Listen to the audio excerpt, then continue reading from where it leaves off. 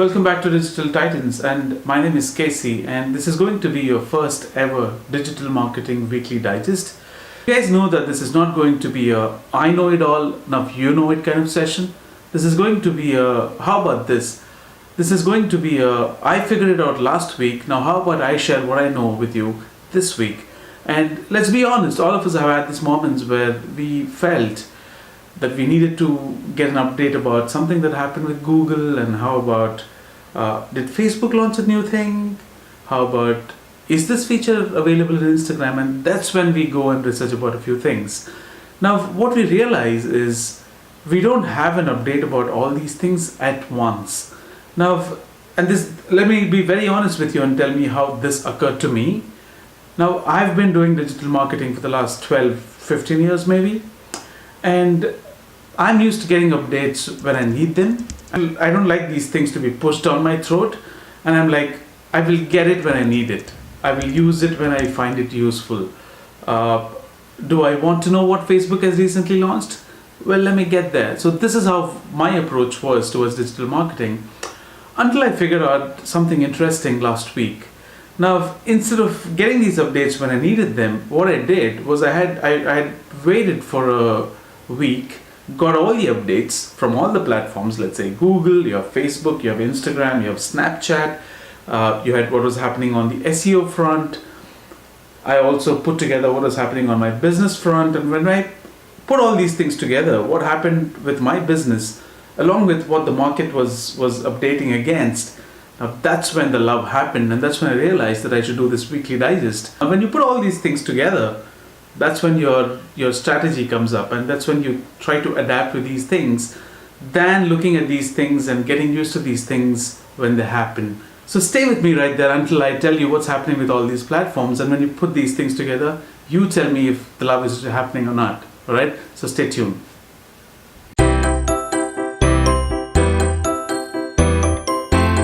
Alright, first things first. The first thing that we're going to talk about today is Google search, after ages, after really a long time, is planning to change the way it displays search results.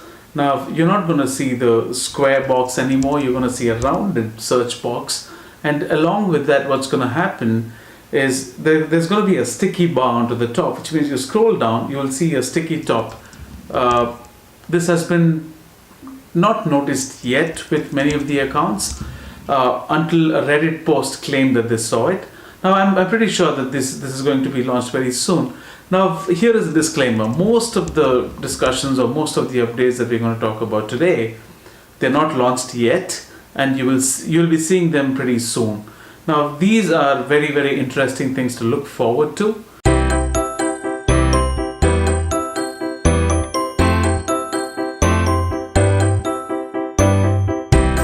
This Google is making certain changes to its reports editor. Now we're talking about Google Ads, the Google Ads platform. We always had this situation where you could compare your statistics to today to what happened last year. Now how about this? Today I'm weighing about 170 pounds.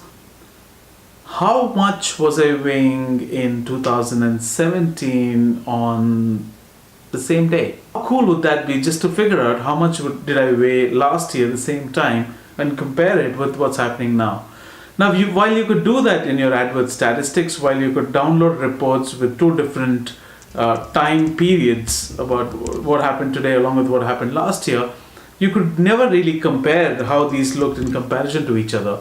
Now you could do it. You just go to your reports editor, run a report, and start comparing it with how things were last year, so that you will know how your business peaked or your business took a slump. Now these were the two things that we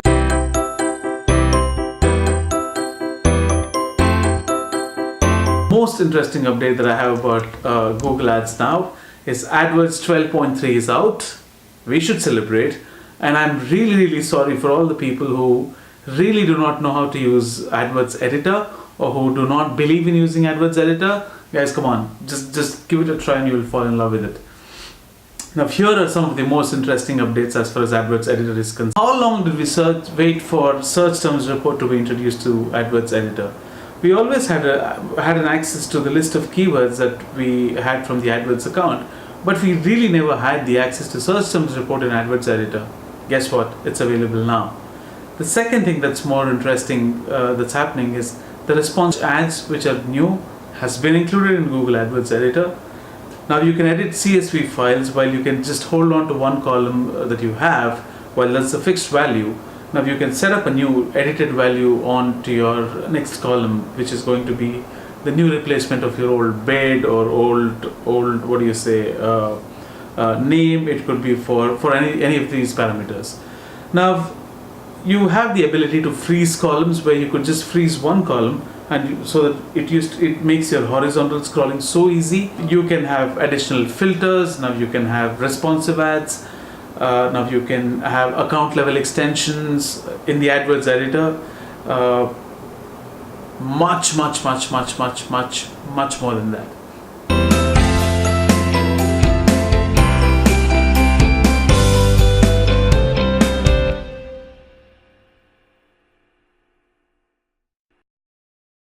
Ever heard of these guys called as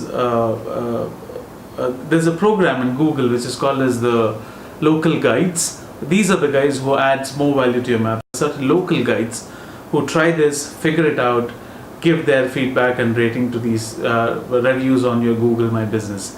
Now if you have a business that's on Google My Business, which means you're verified with Google, now these local guides can actually they have the ability to actually shoot videos on the iPhone and upload it on the Google Business listing, which was only limited to the Android phones before.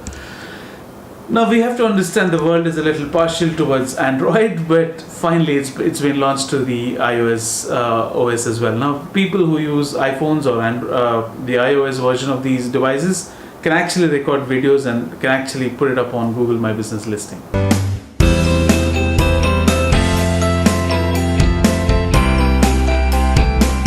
About Google My Business listing, now all of us know that you can frequently post updates to your Google My Business. Now how about this? Before you guys get it confused, I really want to go to Thailand, and I really want to look at this restaurant called, let's say, Khao San Palace. Now I really want to look it up and see how it goes, and since I really want to go there, I don't mind giving a call to them and asking them to reserve a table.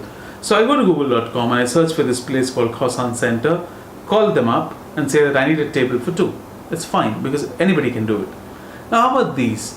What I'm going to talk about now is I'm not going to talk about the listing, I'm talking about the posts you can make on your Google My Business listing. So the person who runs this place can actually have certain posts lined up, and he can keep posting them up, like how you post things on Facebook on his Google My Business platform. Now those posts have the ability to showcase an option where you can call them up from that post. And I'm not talking about Google My Business listing, I'm talking about individual posts on your Google My Business listing. Now how cool is that? Now wherever you are, whichever place you belong to, you're just accessing their pictures or the posts that they made on Google My Business. Now you can look at one of these posts and decide that you want to go there. You just give them a call from that listing altogether. Certainly I'm talking about the mobile phones, right? You'll obviously not be looking at it from a desktop and making a call, but you can do it from the mobile. Now that's possible.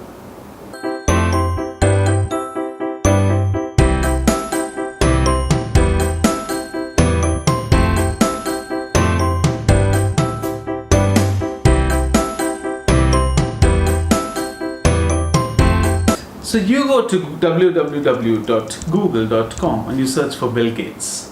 Scroll down a little and you will see something called as people also search for Melinda Gates. Now how did that come up? Now that comes up with something called as knowledge graph that Google uses to make search listings more relevant, more accurate, more precise, more related, so that you just stay on Google and don't go anywhere else. Now how about that feature being extended to Google Ads? Now, you're right. So let's say you run a restaurant in Manhattan, and I'm visiting Manhattan, and I say, let's say you run a Mexican restaurant in Manhattan. I say Mexican restaurants in Manhattan, and your ad shows up. Now, additional to your ad, it also shows me things like people also search for best Mexican restaurants in Manhattan, Manhattan best restaurants. Now these are definitely useful for me, so I click on them and Google runs an auction again, so I see another list of ads again. Now while this may be extremely beneficial to the users, if you can manage to sneak upon a little, you will also get new keyword ideas. Now there's nothing that Keyword Planner does not give you when you're using Google Ads, but it's an interesting variation. Now you could have missed out on those exclusive variations that you could figure out from people also searched for, if that shows in the paid ads, and that's definitely going to be a new feature that's rolling out soon.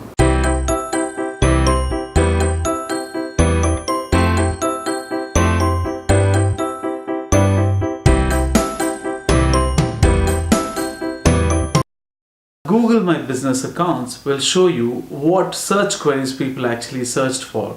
Now this is very similar to your search terms report in your Google Ads. Though you have included a set of keywords, Google search terms report will show you what keywords people exactly searched for. Now Google My Business is exactly going to do that. Now it may not be possible for Google My Business to show you exactly all the keywords that people have searched for, but it's definitely going to show you the most searched keywords that you could capitalize upon when it comes to SEO, so that your local business on your Google My Business listing ranks up so that you can benefit.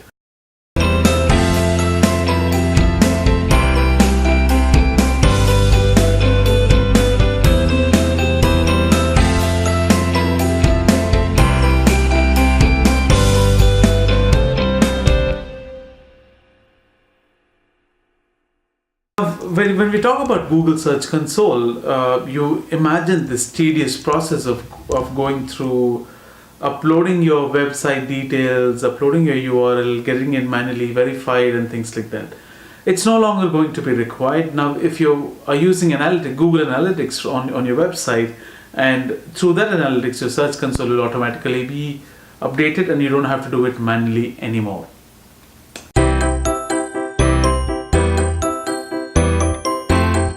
Have you ever had this feature where you said that you wanted to look at how the recent camera your colleague purchased? So you say, let's say Canon G7, you searched it on Google Images and you found like a whole panel of a grid of images.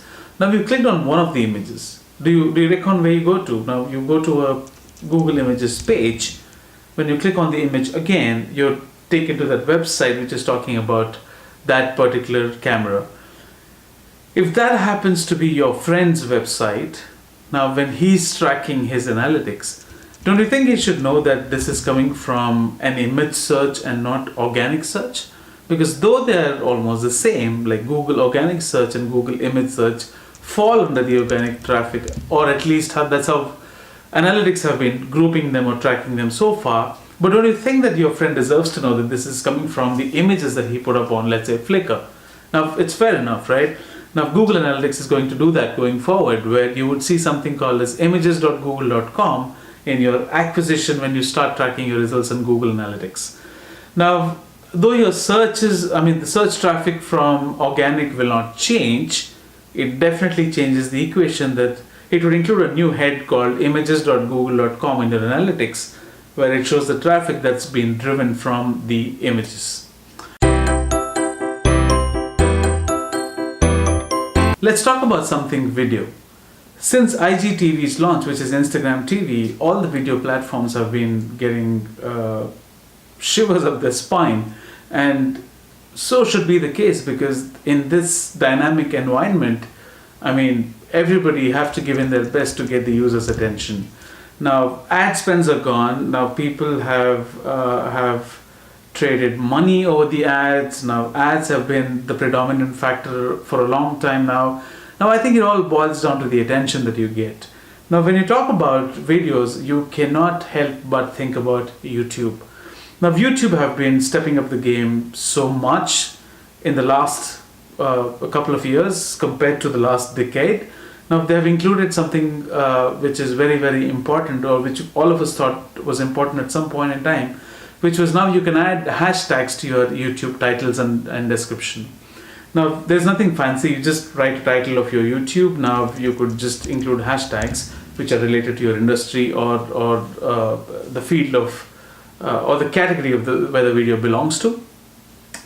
Now, since IGTV had started playing in full throttle, vertical video really became important. Now everybody who has time to take a selfie and upload it on Facebook now really found out the time to actually record a vertical video and upload it on IGTV.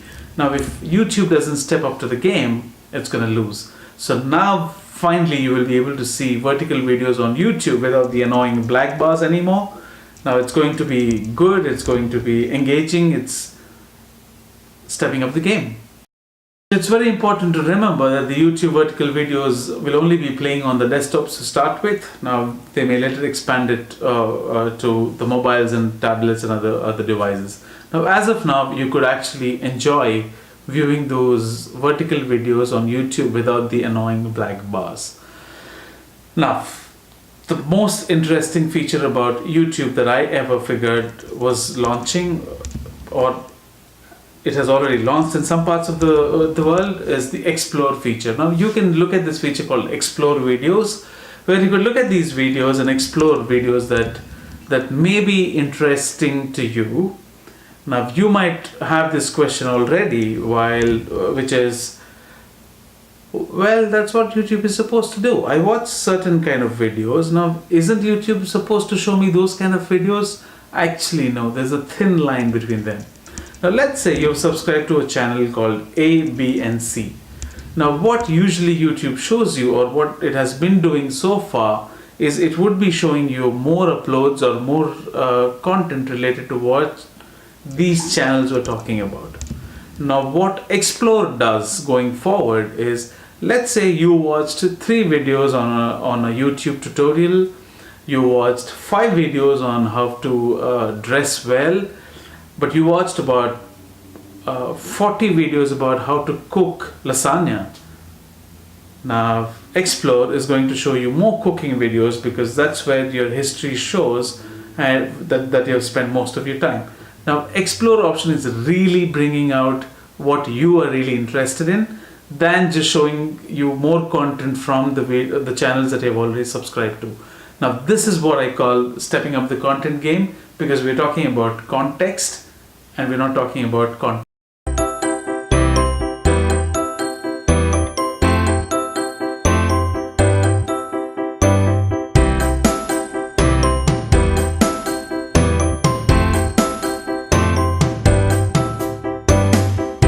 Now, Facebook has really taken measures to exclude 5,000 or about 5,000 of its targeting categories from its ad platform. Now, as an example, this is what I can talk about. So, if I'm a landlord and if I'm an Asian, so if I'm a landlord and if I'm really not okay to have an Asian as a tenant to my house, I could exclude those categories, or I can say I can choose certain ethnicities from the Facebook ads platform. Now I cannot do that anymore because it's discrimination. So Facebook has been very cautious in making sure it doesn't leave any such loophole for anybody to pick holes in the system again. Now they have excluded 5,000 such categories which in any way resonate discrimination or sound racist or anything of that sort. They have taken measures to exclude all those 5,000 categories.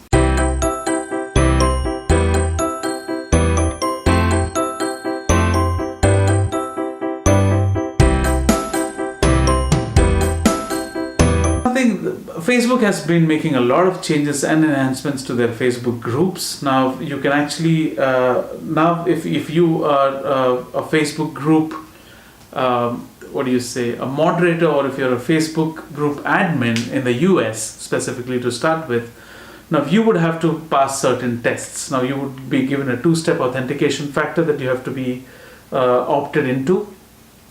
Now you have to answer a few questions, and now you don't have to do anything if you're a member of, or if you're an admin of a Facebook group in the US. Now you would be prompted with a set of questions going forward, which you would have to answer and then be qualified as an admin. Now, the Facebook mentorship program that we always knew about, where you could choose a mentor on Facebook, is applicable to groups now, where in a group you can have a mentor, you can choose a mentor and you can ask them to mentor you, and those conversations will only be between you both. Now, while these things have been going on, there's one last thing that's about Facebook that I really wanted to share about, which is if you're a Facebook group admin, you can actually not pin certain posts, but you can also post certain comments in the entire list of comments section. You can just you can just pin up a certain comment which could add value to your group anyway, right? You can't even imagine running a Facebook ad campaign without the ad manager. Now, while most of us have been struggling with downloading the app, the Facebook Ads Manager app on our mobile phones, and struggling with certain things, and now editing the image of the ad had to happen out of the mobile platform. Now you had to go edit it, get it sent to your mobile phone, save it onto your mobile phone, then upload it. Now Ad Manager is finally available on your mobile phones. Now that's such a saving grace. Now, since we have that functionality on mobile phones, now you can experiment with a lot of factors or features like the text overlay. Now you can see how much text is Facebook okay with, or what Facebook suggests you to include or not to include. Now the Ads Manager app is completely functional. Not yet, but it's going to be at some point in time. Now that's something which is very, very interesting to look forward to.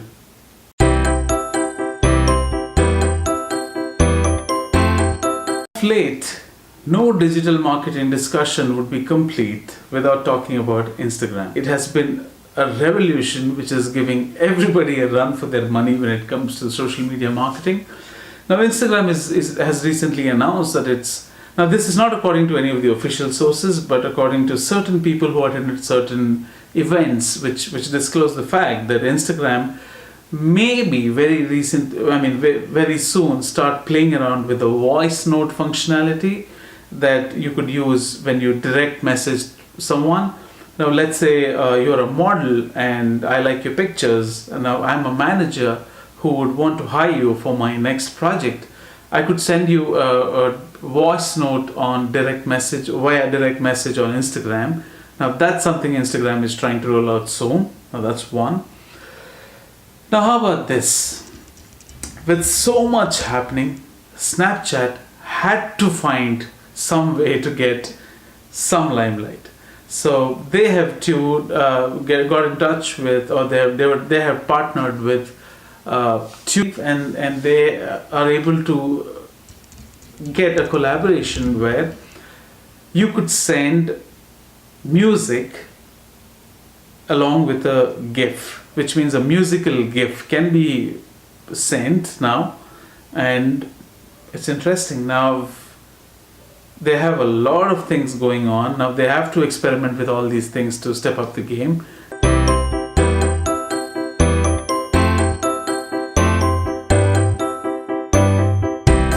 Now, last but not least, the final update that I have for the first weekly digest, and I'm sure that's so much of information because it's the first one, and I'm not sure we would have so many updates from the next one. Now, since everybody is believing in the concept of having a group and playing it in the group and classifying people in different groups and supporting this group culture, and now come on, it's a very healthy thing to have. I mean, groups have been throughout our lives, and Facebook has really made it a point that groups could work. Now, when everybody is getting this kind of action, now guess who is the latest one to wanting to have a bite of this pie? It's LinkedIn. Now, LinkedIn is planning to make some modifications to its group platform and how groups work on LinkedIn. Now, they're going to bring that functionality to mobile devices on LinkedIn. It had this function earlier, they've killed it in between. Now, since they've realized it, or maybe they figured out that so much is happening in groups and they should bring it back. Now, LinkedIn is back in game with so many modifications, and LinkedIn groups are going to be back on mobile phones soon.